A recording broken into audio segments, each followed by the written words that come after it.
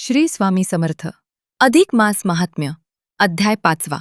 चौथ्या अध्यायात आपण पाहिले की कुठला व्यक्ती दानास पात्र आहे. 5व्या अध्यायात असे सांगितले आहे की व्यक्ती जरी दानास पात्र असेल, दानाची वस्तूही योग्य असेल, दात्याची दातृत्व भावनाही चांगली असेल, पण नकळत जरी त्यात थोडीशी चूक घडली तर त्या चुकीचे प्रायश्चित्त हे मात्र भोगावे लागतेच.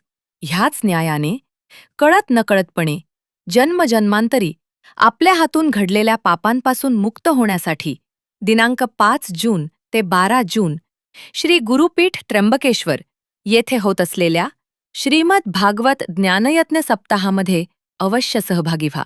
आपले पापक्षालन करणारी गंगामाई स्वतः मात्र साधू संत आणि सत्पुरुषांच्या दर्शनाने कशी पावन होते ती गंगामाई आणि नारद भेटीची कथा सांगितली आहे.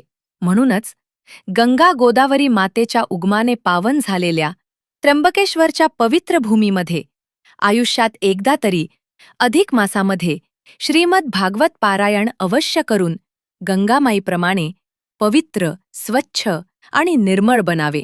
त्याचबरोबर श्री स्वामी समर्थ गुरुपीठ त्र्यंबकेश्वर येथे संपूर्ण भारत देशातील पवित्र नद्यांचे जल असलेल्या श्री मातृतीर्थ येथे भागवत सप्ताहादरम्यान स्नान करून आपले आयुष्य मोक्षदायी बनवूया.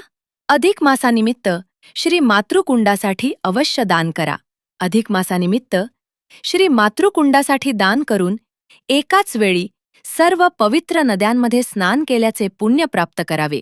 श्री गुरुपीठ येथे भागवत पारायणामध्ये सहभागी होण्यासाठी खालील लिंकवर क्लिक करून ऑनलाईन तसेच जागेवरही कॅश प्रवेशपत्र उपलब्ध होतील. श्री स्वामी समर्थ. चरणार्पणमस्तु.